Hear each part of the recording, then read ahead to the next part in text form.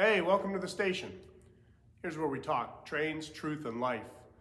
For the last number of months, we've been working on a modular layout called the Wonder Junction for our Vacation Bible School program here at the church. For the past few months, a number of us have been meeting weekly to work on modules that were put together here in the design layout that you can see behind me.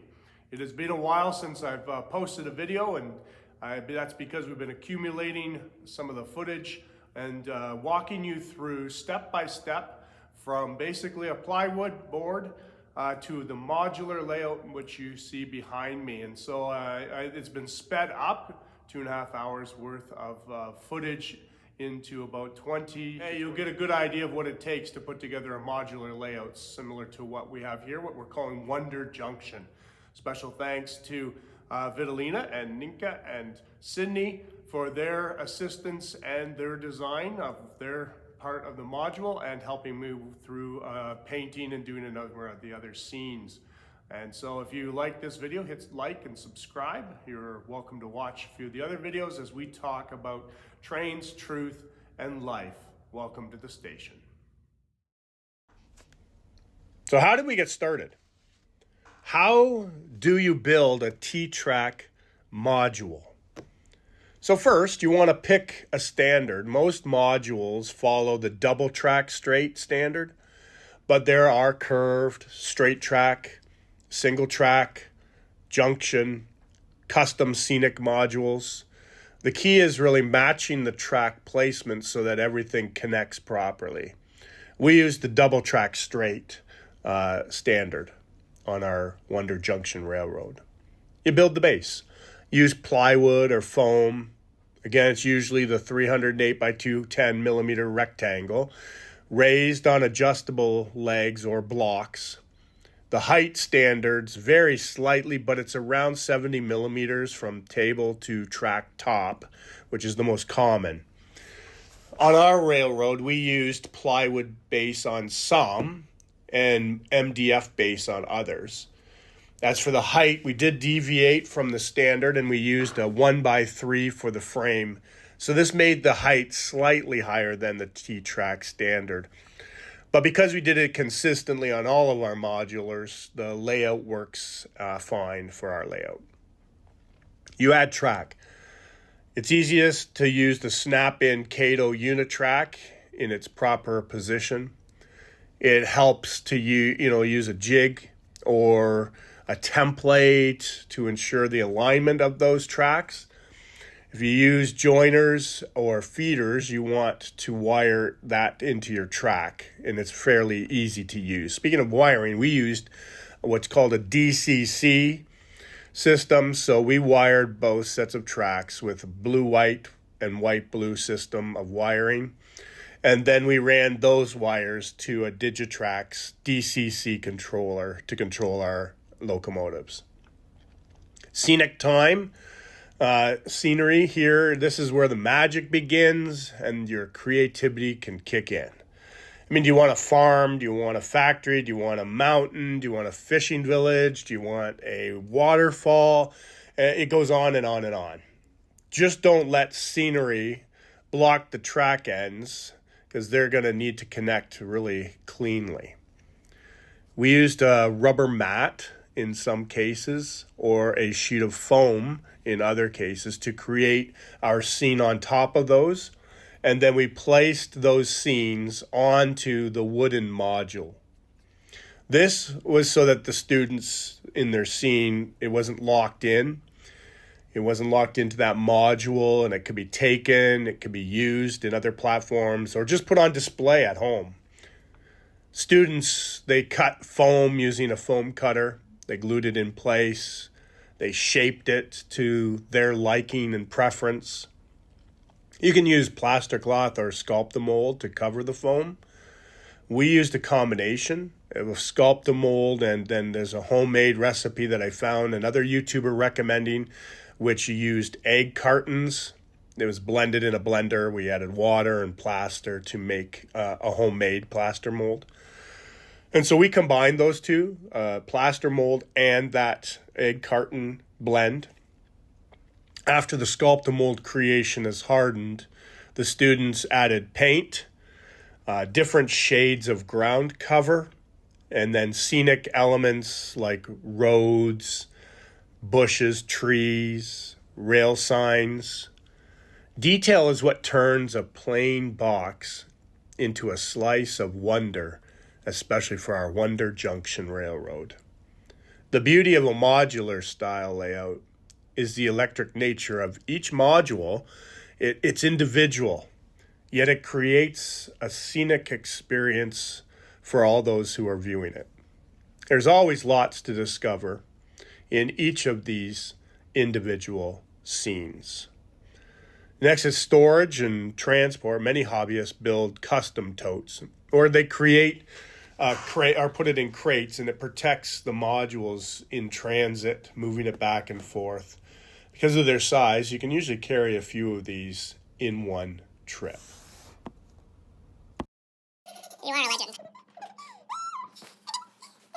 Yep. I don't have your face. Yeah, very little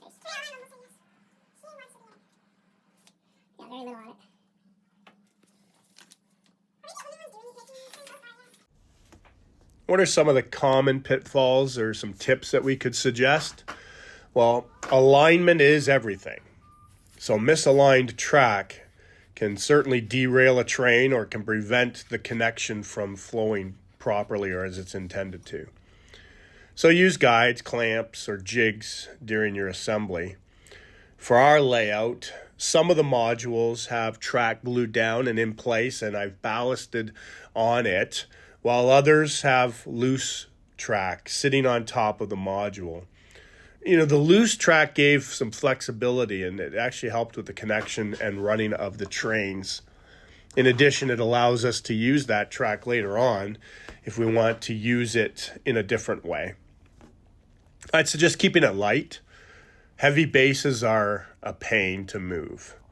Use light wood materials wherever possible. Standardizing the legs was really important. So if you plan to join modules with others, adjustable or consistent height legs really are a must. Earlier on in the video, you saw me install 2x2s cut in each of those corners of the module, and then I drilled a hole and installed feet. This is key for keeping things level, and it keeps the connections properly secured. We found that the plastic tables had drops in them and bows in them, and so having the adjustable legs really did become an asset to keeping things level. Scenery transitions. So plan your scenery to blend with neighboring modules. Grass or ballast and roadways. They should look as natural as possible and across those connections. But here, we weren't as kind of concerned with matching these scenes. We wanted the students to have a full creativity in their own designs, and so some of them flow and others do not. But I do think that it adds kind of a variety to our Wonder Junction layout. Label everything: wires, tops, bottoms, modular names. A Sharpie or even a label maker goes a long way when you have 30 modules in a stack or a number of them put together.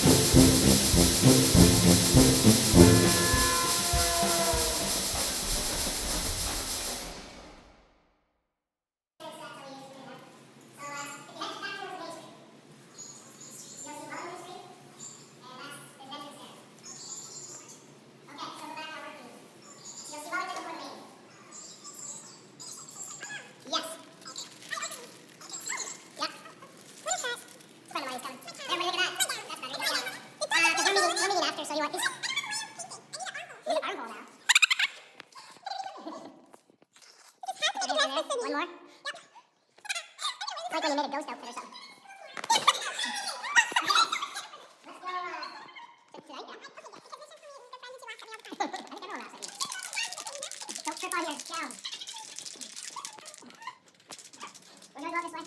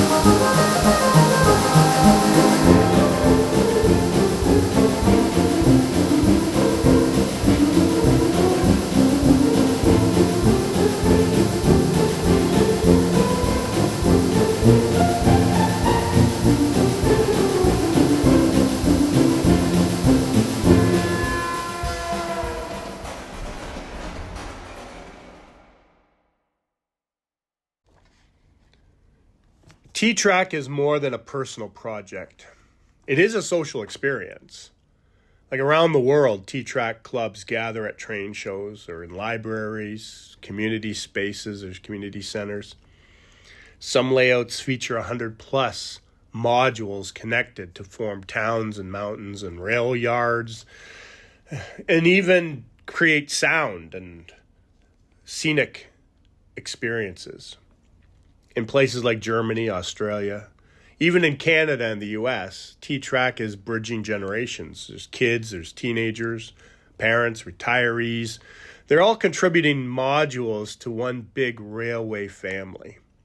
Online forums like the T-Track section of the Model Railroader forums or Facebook groups, and many, many YouTube channels provide endless inspiration and lots of practical help. T-Track proves that model railroading doesn't have to be this massive thing to be meaningful. one module can be a complete story. And so a table full of these communicates a wonderful story. That's a whole world. The wonder of model railroading has captured my attention since I was a young boy. And I'm not alone. Kids love to watch trains travel around and around and around. They love to hear the whistle and discover the wonder found in each of the scenes. This isn't just about model trains. It is about storytelling. It's about community. And it definitely is about craftsmanship and learning and developing skills that are practical in many other different ways. And just having fun. It's a lot of fun just to dive in and create something that you have envisioned or gone to the lengths of investing time into. I have to tell you, I was so impressed with our team of students who took a simple plywood base, transformed it into a scene of wonder as they put their creativity to work and they developed new skills and they discovered new talents that were just waiting to come out. Oh, and yes, we did have many fun moments in between all of the work. Not only modeling in the model railroad, but the students were modeling dress-up clothes that they found a toad in the entrance, singing silly songs, and we had a lot of laughs. So whether you're starting with one scenic rectangle, or you're planning a modular railroad like Wonder Junction Railroad with friends, T-Track gives you the tools to build, connect, and to run trains anywhere and anytime. Thanks for joining us. Keep on modeling. And remember, the track to fun is only one step away. So this concludes this edition of Welcome to the Station, where we talk trains, truth, and life. Make sure that you like and subscribe or click and watch any of the other videos of my home layout called Hope. Look for the next episode, as we will be featuring a few small towns along the former Grand Trunk Railway system. We're starting with the small town here of Forest, Ontario. God bless and keep on modeling. Thanks for joining us at Welcome to the Station.